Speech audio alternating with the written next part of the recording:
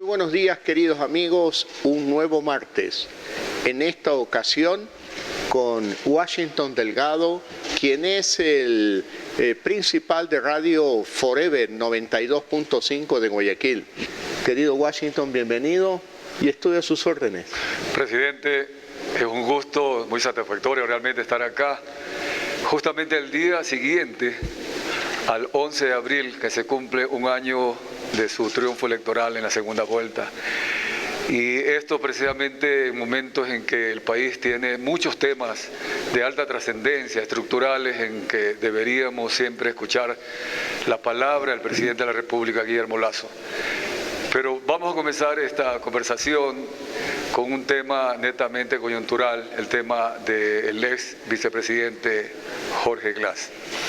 En la práctica, haciendo el análisis, Ecuador está viviendo como especie de dos universos, en donde la verdad de un sentido y el otro sentido se ha ido polarizando. Por una parte, el correísmo, argumentando motivos para la excarcelación de Jorge Glass, y la justicia, con todos antecedentes, y además también en el proceso del habeas corpus, en donde hay algunos temas discutibles. Y la oposición que le hacen sobre todo tres movimientos y partidos políticos a usted, relacionándolo con un pacto con Rafael Correa. La pregunta inicial, ¿cuál es la verdad del presidente Guillermo Lasso en este tema? Gracias, Washington, por su pregunta. Mire, el señor Jorge Glass nunca ha sido de mi simpatía. Jamás ha sido de mi simpatía una persona que, en este caso voy a referirme a una sentencia, ha sido sentenciado por actos deshonestos en el Ecuador. Y en lo personal ha sido una persona que ha perseguido el apellido que llevan mis hijos, el apellido que lleva mi esposa, con infamias como aquella del feriado bancario. Y no fue pues una vez ni dos veces, fueron durante por lo menos 12 años mínimo. Por lo tanto, yo por él no tengo ninguna simpatía, en lo absoluto, no tengo ninguna simpatía. Ahora, sí quiero decirle algo, Washington, yo no he venido a este cargo de presidente de la República para descargar mis antipatías en contra absolutamente de nadie. Soy el presidente del Ecuador y el 24 de mayo del 2021, cuando asumí, dije que lo haría de la manera más democrática posible y que le pondría límites a mi poder. Y los límites a mi poder están establecidos en la Constitución, en la ley y en principios fundamentales como la independencia de poderes en democracia. Por lo tanto, yo diría que esta decisión, que nosotros la consideramos irregular, que está plagada de demostraciones claras de que no ha cumplido estrictamente con la ley, pues bueno, ¿qué le puedo decir? Yo soy un demócrata, yo soy una persona que respeta la independencia de poderes, a pesar de que durante el fin de semana muchos doctores en leyes, profesores de leyes en la universidad, personas ilustradas con gran experiencia en política, me han dicho, tienes razón, presidente, existe la independencia de poderes en una democracia liberal, hay que respetarla, pero en este caso no. Y bueno, pues yo ahí no puedo compartir ese criterio, porque entonces estamos frente a una democracia relativa, que la respetamos cuando nos gustan los fallos de los jueces y tenemos que respetarla cuando no nos gustan los fallos de los jueces. Yo creo que tenemos que en esto ser muy claros, tenemos que ser muy serios y no podemos andar jugando con los principios democráticos. Recuerde usted que a Correa se lo criticaba, y lo criticaba yo también, por haberle metido mano a la justicia, por no respetar esa independencia de poderes. Y ahora vea usted, me critican a mí porque no le meto mano a la justicia. Pongámonos de acuerdo. Yo creo que el Ecuador merece vivir en un ambiente de democracia y aunque no nos guste, respetar los fallos de los jueces. No queda otra alternativa. Ahora, como en este caso, si el gobierno considera que hay irregularidades, pues hemos presentado una apelación ante quien corresponde, que es la Corte Provincial de Justicia. Y esperamos que la Corte Provincial de Justicia nos dé la razón, porque creemos tenerla. Pero ese es el procedimiento en un Estado de Derecho. No es cuestión de hacer lo que muchos me llamaron que haga el sábado en la noche, que declare, digamos, en desacato el cumplimiento del fallo de un juez. Un habeas corpus tiene efecto inmediato y la persona que no cumple con esa sentencia del juez se expone a un juicio penal, se expone a ir a la cárcel. Y yo no podía dar una instrucción que claramente podía perjudicar la vida de un funcionario público, ni él hubiera tenido la obligación de obedecerme, hubiera debido renunciar por último, pero debemos de jugar con las reglas claras, y las reglas claras son el Estado de Derecho, la independencia de poderes, para decir vivimos una plena democracia en el Ecuador. Sin embargo, presidente Guillermo Lasso, lo que usted acaba de explicarnos en la parte global, la parte de política suya y la política del gobierno, pero hay ciertos temas puntuales en este proceso que los jurisconsultos constitucionalistas han tomado en consideración. Ejemplo, estar presente dos representantes, el uno del Ministerio de Gobierno y el otro representante del SNAI, en la audiencia y no haber apelado en ese instante. Luego el hecho de que, según mis registros, a las 22 horas 33 minutos del sábado, el SNAI dice que va a respetar y acatar la resolución. Pero una hora después, más bien hay un comunicado de Secretaría de Presidencia que dice que por orden suya el SNAI va a apelar. Entonces hay este tipo de contradicciones muy puntuales de mandos medios posiblemente es lo que hacen que al gobierno, al presidente Guillermo Lasso, quizás se lo relacione con este tipo de situaciones. Mire, yo respeto esos temas porque caen dentro del plano de lo opinable, pero usted lo acaba de decir. El SNAI emite un comunicado primero y luego, inmediatamente después otro, porque ahí intervengo yo y le pido al SNAI que apele la decisión del juez de Manglar Alto por ser irregular, por no cumplir con los requisitos legales. Y el SNAI ha apelado. Y en ese caso, como presidente de la República, yo sí tengo autoridad sobre el SNAI para decirle, no señor, usted apele. Y el SNAI ha apelado. Y estamos en el proceso en que responda la Corte Provincial de Justicia de Santa Elena. Bien, ahora hay otros temas en la relación que usted ha tenido con el exalcalde de Guayaquil, el abogado Jaime Nebot, el tema también con Rafael Correa, y allí yo le pregunto, en esto de la separación de poderes también, ¿cómo ha sido esta especie de negociación política en el juego político que es necesario en democracia, cuando originalmente iba a haber hubo en la campaña electoral el socio electoral, luego se llega a la Asamblea Nacional el 14 de mayo de 2021 y ya la alianza de Creo era con otros partidos y movimientos, Izquierda Democrática Pachacutic. Actualmente no hay ya acuerdos ni con el Partido Social Cristiano, ni Izquierda Democrática, que también estaban opuestos por este tema de Jorge Glass, el tema de Pachacutic, que inclusive Pachacutic dice que usted tiene pacto con Rafael Correa y Jaime Nebot. Entonces, todas estas cosas, hay un momento de sensibilidad que vive el Ecuador y quizás son rumores, apreciaciones personales, partidistas, ideológicas de pronto, y allí, ¿cómo encaja su criterio, presidente? No dejemos suelto el tema anterior.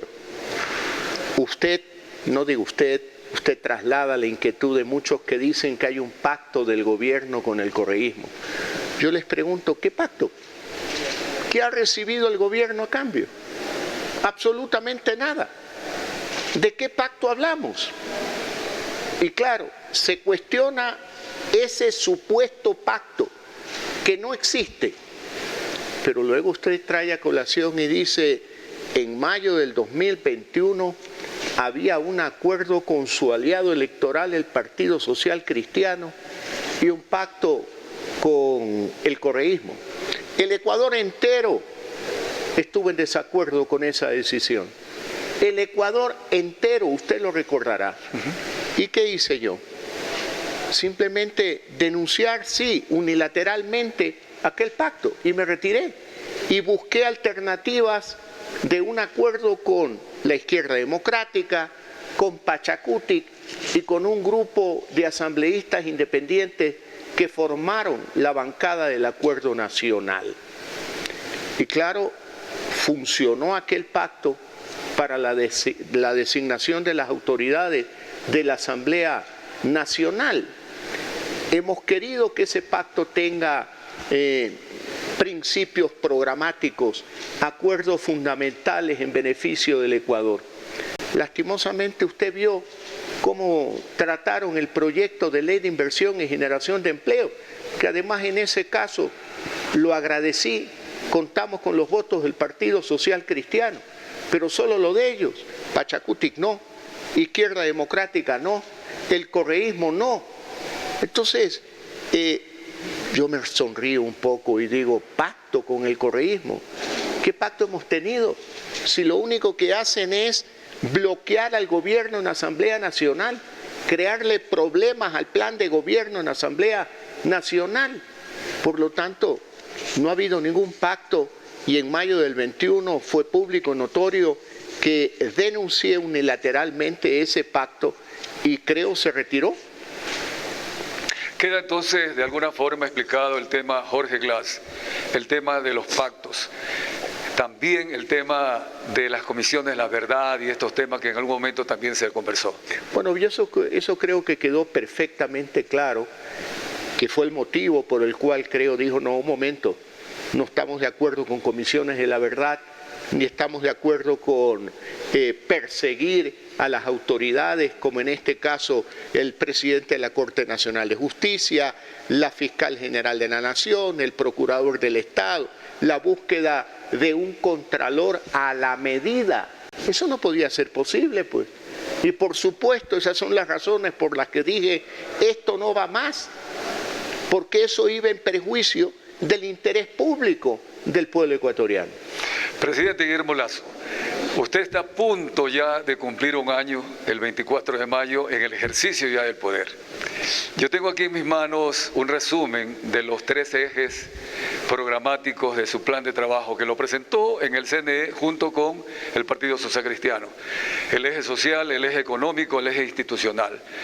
En este año, ¿en cuánto ha avanzado, por ejemplo, en temas muy puntuales, Ecuador libres de drogas en lo social, salud gratuita y de calidad? Solo para poner 2 casos de los 8 que usted tiene ahí, o 2 temas, ¿verdad?, de los 8. En el eje económico, trabajo para todos, un país de emprendedores, Ecuador en el mundo, 3 de los 11. Y en el eje institucional, independencia judicial y seguridad jurídica, fin de la corrupción, 2 de los 6 temas del eje. ¿Cómo se siente en este primer año que casi está a punto de cumplir? Yo le hago una precisión. Ese es el plan de gobierno del movimiento Creo. En el acuerdo electoral suscrito el 31 de agosto del año 2020 con el Partido Social Cristiano se dice claramente que el plan de gobierno es de responsabilidad del candidato a la presidencia de la República. Primera puntualización. Segundo, hemos avanzado en muchos temas. Recuerde usted lo que hace un año vivía el Ecuador, la pandemia. Había escasez de vacunas, habían las vacunas VIP. Las pocas vacunas que llegaron fueron destinadas a vacunar a los miembros del gobierno de Moreno, a sus íntimos amigos y a sus parientes. Y cuando nosotros asumimos el mando hace 10 meses y algo más, no habían vacunas en el país y se había vacunado apenas al 2% de la población ecuatoriana con una dosis. Nuestra gran propuesta de campaña fue vacunar al menos a 9 millones de ecuatorianos en los primeros 100 días de gobierno con 2 dosis. Y eso lo hemos cumplido, Washington. Lo hemos cumplido en demasía, porque hoy el 87% de la población ecuatoriana está vacunada con 2 dosis, con 3 dosis más del 30%, y ya estamos empezando a vacunar con la 4ª dosis. Y existen suficientes vacunas en el Ecuador, y vacunas para todos, no vacunas exclusivas para determinados amigos del gobierno, como era el caso del gobierno de Lenín Moreno. Me toma un poco de tiempo explicar esto. ¿Por qué? Porque siempre dije que el programa de vacunación no era solo un programa sanitario, un programa social, sino el principal programa económico del gobierno. Y así lo fue. Gracias a la vacunación se reactivó la economía, se tenía previsto para el año 2021 que la economía crezca al 2.2%, y el resultado final es que se creció al 4.2%. Veníamos en picada en cuanto a la creación de empleo y hemos logrado en los primeros 7 meses de gobierno hasta diciembre crear 350.000 nuevos empleos adecuados. Por lo tanto, los aspectos fundamentales del programa de gobierno del movimiento Creo y mío como presidente, candidato a la presidencia de la República en aquel entonces, se ha cumplido Washington. Hemos estado trabajando en materia de seguridad. Tengo que reconocer que ahí hemos tenido problemas. ¿Por qué? Porque la información que teníamos sobre el Ecuador era una información de delincuencia organizada, delincuencia, digamos, común, pero no estos delitos transnacionales del narcotráfico. Un gobierno que prácticamente pactó con ellos, otro que fue indiferente. Y aquí voy a ser bien claro, el problema más serio en materia de narcotráfico está ubicado en el sur de Guayaquil por la conexión que tiene con los puertos, en Durán, en el Cerro Las Cabras, lo que tiene que ver con consumo de drogas de niños y jóvenes y de tráfico, de micronarcotráfico, y en San Borondón. Pero nunca los guayaquileños fuimos informados de que había un problema de narcotráfico en la ciudad de Guayaquil. Nunca nos dijeron. Pero ese es un problema muy antiguo, que por lo menos tiene 14 años previos a que yo sea presidente del Ecuador. Y yo tengo que hablar con la verdad, pues. Presidente, pero es que ahí hay algunos temas también que ya le corresponden en su periodo de gobierno. Yo le voy a mencionar, no sé si 3 o 4 temas. Encantado. Ejemplo, la denuncia del embajador estadounidense Michael Fitzpatrick sobre los narcos generales. El tema que hemos visto en Turi, cuando un ex secretario del SNAI mencionó que había corrupción en niveles altos de oficiales. No quiero especificar de qué rama de la fuerza pública. Pero luego también el tema de don Nasa o Miguel Ángel Nazareno, que ingresa 3 veces a las dependencias del Ministerio de Defensa. El tema de los radares o el radar en Montecristi. Entonces hay algunos temas que han sucedido en donde todavía no hemos encontrado las raíces, los porqués, de tal manera de encontrarle las soluciones. Mire, Washington, en esto yo quiero ser preciso. Cuando yo hablo del problema que he encontrado en narcotráfico, la presencia de bandas de narcotraficantes extranjeros que utilizan al Ecuador como un territorio de tránsito de droga, y también lo que no existía en el 2007 en Ecuador, consumo de droga en escuelas y colegios, es un problema real. Ahora, es un problema creado en los últimos 14 años. Estoy haciendo un esfuerzo. Quisiera resolverlo de la noche a la mañana, pero no me pueden pedir a mí que en 10 meses resuelva el problema creado por la indiferencia de unas autoridades que al menos a nivel nacional nunca nos contaron la gravedad de los problemas, y a nivel de la ciudad de Guayaquil tampoco lo contaron ni lo comentaron lo grave que eran los problemas.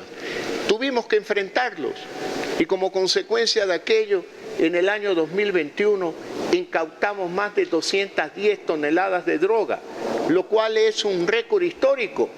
La reacción de los jefes de pandilla, claro, no se puede hacer esperar. Amotinamiento en Cotopaxi a los 2 meses de haber llegado al gobierno. amotinamiento en las cárceles, en el sistema carcelario de Guayaquil, y el último amotinamiento en el Turi. Y digamos claro, pues, las cárceles en manos de quién estaban, de los pandilleros, de los jefes de las pandillas. Eso es lo que ha encontrado mi gobierno. ¿Qué me toca a mí? Recuperar el control, la soberanía del Estado sobre el sistema carcelario del Ecuador, renovando un SNAE, creando una institucionalidad en el SNAE, con el apoyo de quién, de un general de la Policía Nacional en servicio activo, el general Pablo Ramírez. Y estamos trabajando en el proceso de reclutamiento de 1.400 guías penitenciarios, de la capacitación de los 3.000 guías penitenciarios con los que vamos a operar una vez que reclutemos a los 1.400.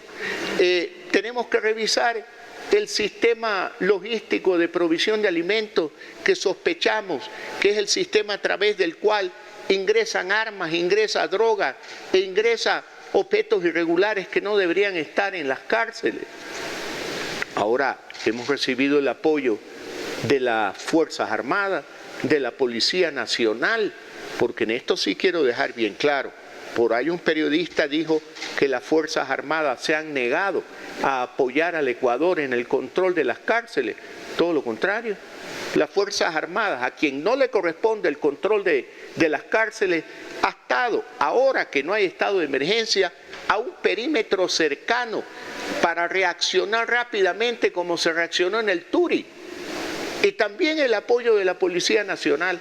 Para muchos ecuatorianos les puede resultar extraño, pero el sistema carcelario del Ecuador está bajo control de los guías penitenciarios, no de la Policía Nacional. La Policía Nacional ha colaborado junto con las Fuerzas Armadas para el control de emergencia y para tener una capacidad de reacción inmediata frente a los amotinamientos. Entonces, este es un problema de 14 años, Washington. De acuerdo. No se le puede pedir a un gobierno que tiene apenas 10 meses que corrija los errores que cometieron el gobierno de Correa, el gobierno de Moreno y la alcaldía de Guayaquil. Pero usted sabe siempre, y como gran empresario, que siempre los primeros meses de un negocio o de una actividad, en este caso de su gestión, dan la pauta y de alguna forma proyectan lo que va a pasar en los 3 años siguientes. Y es la preocupación de quienes queremos que Ecuador salga adelante, presidente, porque no solo es usted, estamos todos empeñados en este tema. Sí, pero si queremos hacer bien las cosas, es decir, algo que fortalezca la institucionalidad y que sea sostenible en el tiempo, hay que ser claro como he sido claro. Yo no puedo arreglar el problema de las cárceles de la noche a la mañana. Nadie lo puede hacer. He pedido ayuda a Colombia, he pedido ayuda a los Estados Unidos y estamos recibiendo la ayuda y el apoyo de ellos. Y estamos llevando a cabo todas las acciones que permitan el fortalecimiento del SNAE. Usted recordará cuando el alcalde de Guayaquil a mí me pidió que me haga cargo del terminal terrestre de Guayaquil. Nos tomó 8 años poder convertir al terminal terrestre de Guayaquil en el terminal más grande y más moderno de América Latina. A nadie se le ocurrió pensar que a las 24 horas Guillermo Lasso iba a cambiar el terminal terrestre de Guayaquil. Pues. Pero usted tiene 4 años como presidente y es el plazo... No, yo tengo 10 meses como presidente. No, va a tener 4 años de plazo y es lo que el pueblo y la ciudadanía quiere. Bueno, yo espero que en 4 años se va a ver resultado. No tenga la menor duda. Hasta diciembre tenemos ya el total de guías penitenciarios que requiere el sistema penitenciario del Ecuador. Ya tenemos, por ejemplo, el sistema de rehabilitación, la política de rehabilitación basada en principios de derechos humanos. Lo tenemos listo, ya lo hemos presentado públicamente.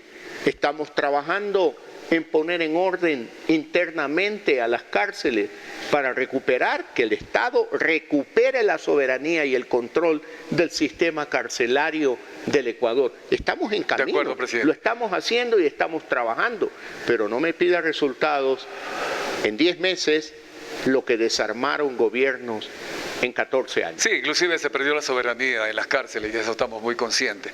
Ahora, vamos a algo positivo. Yo acabo de leer el informe del Banco Mundial El presupuesto del año 2022 está hablando de un crecimiento de 1,98% en el Producto Interno Bruto.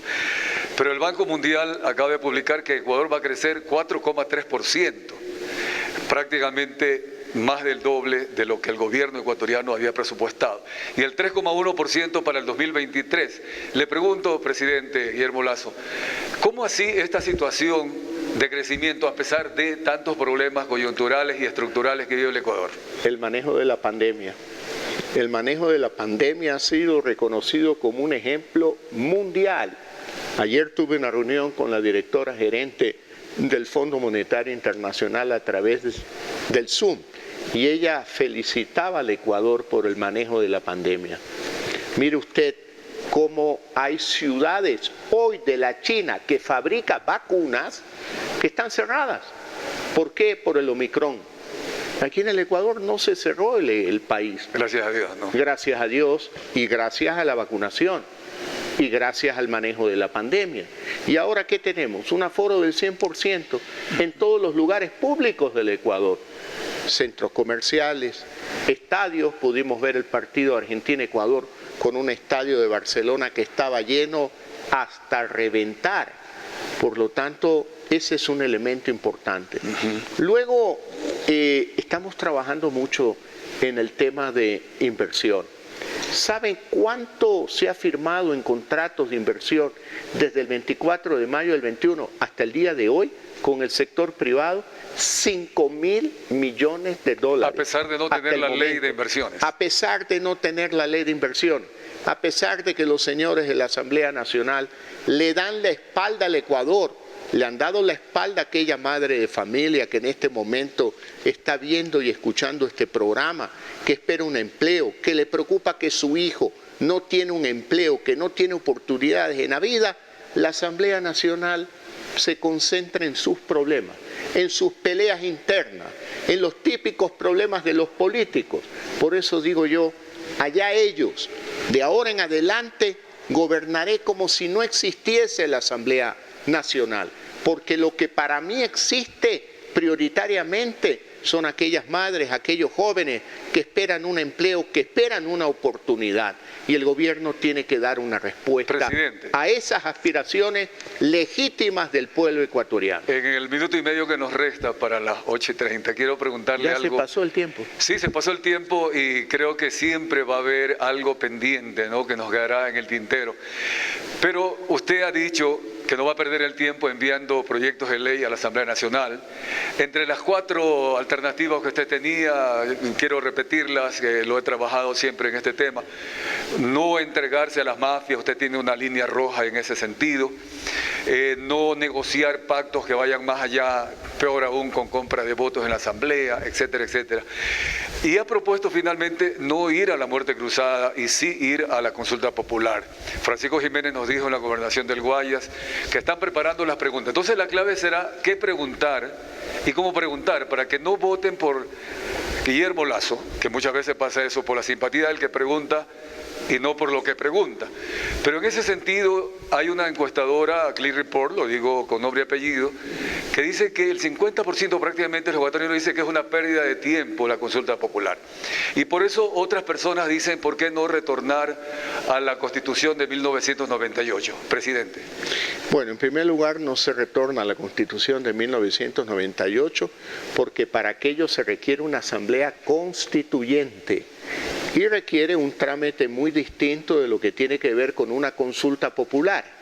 Una consulta popular, a través de ella uno puede llevar a cabo enmiendas que no produzcan transformaciones a la estructura del Estado.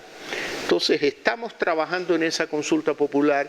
Yo espero que antes del 30 de abril poder enviar el primer trámite, la primera carta a la Corte Constitucional para decirle: la intención del gobierno es llevar a cabo una consulta popular para llevar a cabo este conjunto de enmiendas a la Constitución que permitan fortalecer el sistema político y, ¿por qué no?, consultarle al pueblo ecuatoriano: oiga, esta ley de inversiones y generación de empleo fue negada por la Asamblea Nacional. De acuerdo con la Constitución, el gobierno tiene derecho de someter esa misma ley a consulta popular, para que sea el pueblo el que decida su futuro y no sean, con honrosas excepciones, unos zánganos que están ahí solamente para cuidar su patrimonio personal y cómo pretenden lucrar del gobierno a cambio de apoyar leyes que requiere el desarrollo del país. Por eso estamos trabajando en una consulta popular. La respuesta de la Constitución del 98 es muy clara. Para eso se requiere una asamblea constituyente y eso es un trámite mucho más engorroso y mucho más complicado cuando podemos resolver problemas vitales con una consulta que produzca enmiendas en la Constitución. Presidente, muchas gracias por haberme respondido a estas inquietudes y en nombre de la ciudadanía realmente le tomamos la palabra porque de eso se trata. Muchas gracias. Le agradezco muchísimo, Washington, como le agradezco a todos ustedes, los ecuatorianos, que han tenido la paciencia un martes más de asistir a este programa, a esta entrevista, donde se han aclarado muchos temas, Washington, sobre todo este rumor y comentario que circuló durante todo el fin de semana de un supuesto pacto entre el correísmo y el gobierno. Situación que no existe y nunca ha existido y probablemente jamás existirá. Gracias.